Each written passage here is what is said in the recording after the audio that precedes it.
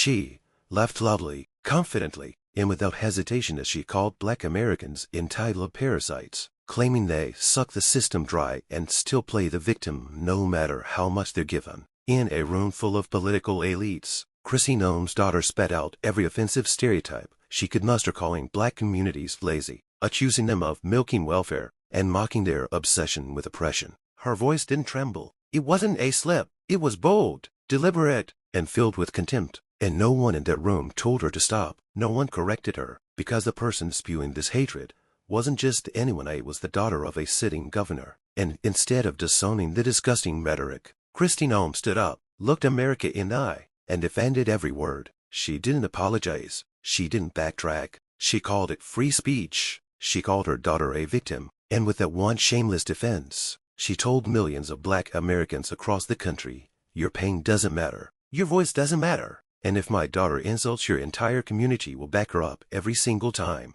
The silence that once protected political families is now being shattered by shocking revelations that have ignited a storm across the nation. A controversy involving South Dakota Governor Kristi Noem and her daughter has exploded into a national scandal with racial and political implications that refuse to be ignored. At the heart of this uproar are explosive allegations that Kristi Noem's daughter made racially charged and deeply offensive remarks targeting Black Americans during a private, but now widely circulated conversation. What began as a quiet murmur of accusations has escalated into a media firestorm, protests, political statements, and widespread public outrage. But what shocked the country even more was not just what was said but how the governor responded. Instead of condemning the offensive remarks or calling for reflection and accountability, Kristi Noem chose to defend her daughter in a manner that many believe only deepened the racial wounds that still scar American society. Her impassioned and unapologetic defense then even her staunchest supporters, leaving many to ask whether power and privilege have once again silenced truth and accountability.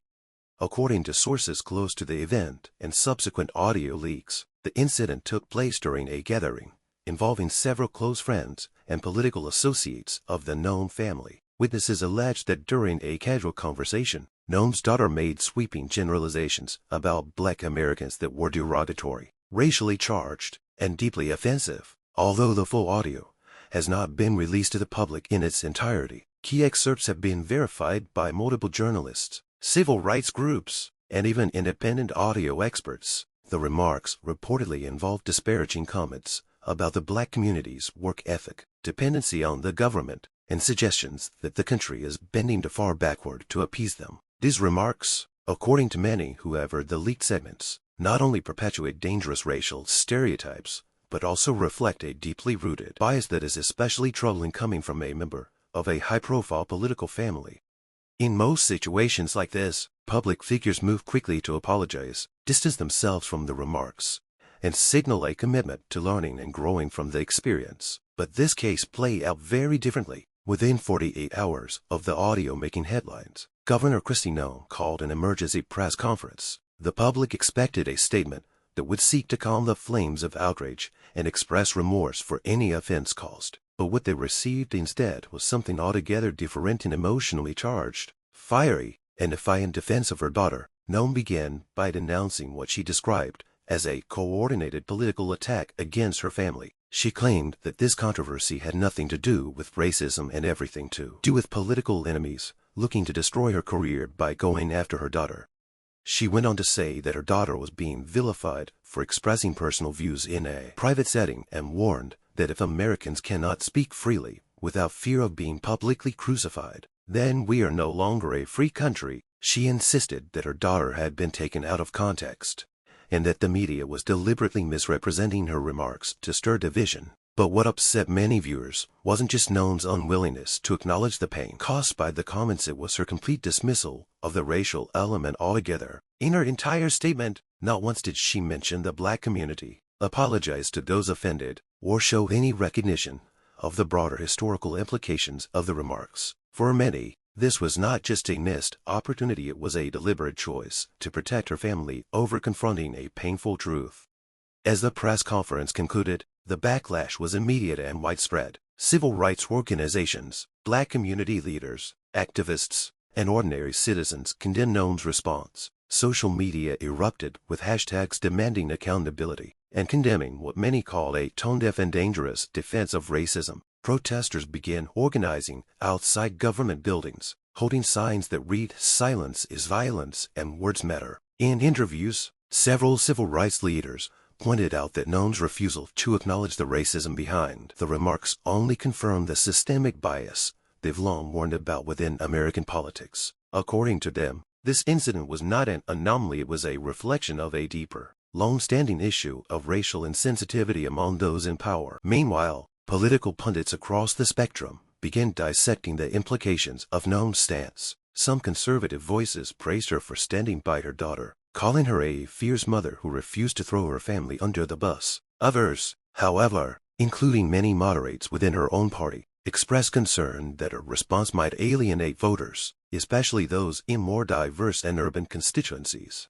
A growing number of Republican figures, though hesitant to publicly criticize her, began to distance themselves from the controversy. Behind closed doors, political strategists reportedly warned that if Noem didn't issue a formal apology or attempt reconciliation with affected communities, the scandal could permanently damage her political aspirations, including any chances of a vice presidential nomination or cabinet position in a future Republican administration.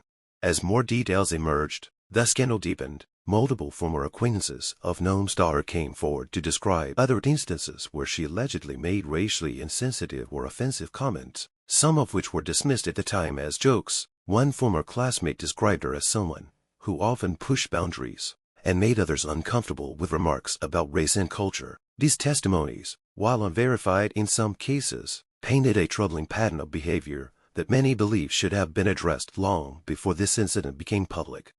Adding further pressure, prominent black politicians and national figures began weighing in. In a joint statement, several members of the Congressional Black Caucus called the remarks disgusting and the governor's response a disgrace to her office. They demanded a formal apology and urged the state of South Dakota to open an independent ethics review into whether any state resources were used to suppress the story or shield Noem's daughter from scrutiny. In a rare show of unity, even some progressive Democrats and centrist Republicans released a bipartisan letter expressing concern about the message this controversy sends to young Americans about race, responsibility, and leadership.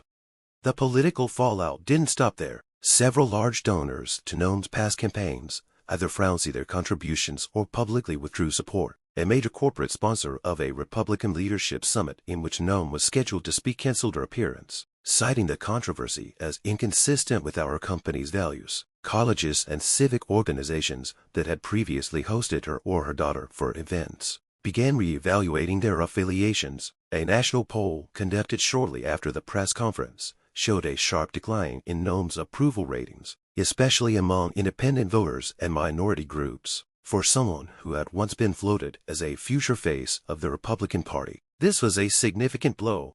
But even amid mounting pressure, Noem remained unyielding. In a follow-up interview with a major news outlet, she reiterated that she had no regrets about defending her daughter and insisted that the country is too easily offended. She framed the entire ordeal as part of a larger cultural war where traditional values are under attack and where free speech is being punished by woke mobs. She doubled down on the idea that her daughter had done nothing wrong and criticized those calling for accountability as political opportunists with no moral compass. This rhetoric, though appealing to some segments of her base, only intensified the outrage among others, further polarizing an already divided public. What makes this situation even more troubling is that the remarks attributed to Noem's daughter are not merely offensive, they echo centuries-old racial tropes that have been used to justify discrimination, inequality, and systemic oppression against Black Americans. The idea that Black communities are inherently lazy or overly reliant on government programs is a myth that has been debunked by countless studies and social experts. Yet these stereotypes persist because they are often repeated by influential figures, sometimes subtly and sometimes brazenly. When such ideas are expressed or defended by someone so close to political power, the impact is amplified. It sends a signal that these views are acceptable, or at the very least, tolerable within mainstream discourse. And when a governor chooses to dismiss criticism as political manipulation, instead of engaging in genuine self-reflection, it compounds the hurt and fuels the distrust. that so many marginalized communities already feel toward government institutions. This incident also raises larger questions about the responsibilities of public officials. In the age of viral information and instant outrage, should family members of elected leaders be held to a higher standard of accountability? Is private speech off limits when it causes public harm? And most importantly, what does leadership look like in moments of crisis? Many believe Noem had a rare opportunity to model accountability, humility, and growth qualities desperately needed in today's political climate. Instead, her actions became a case studied in denial and deflection, adding yet another layer to the nation's ongoing struggle with race and reconciliation. As the days pass, the scandal continues to unfold. Calls for resignation, formal apologies, and town hall dialogues are growing louder. Petitions have been launched demanding that the governor meet with Black community leaders to listen and learn. Some have suggested that if she refuses to engage constructively, national civil rights organizations should launch protests and legal challenges aimed at pressuring her administration. The question now is not just whether Kristi Noem will survive this politically but whether she and her daughter will choose to confront the harm they've caused, or retreat further into the protective walls of defensiveness and denial.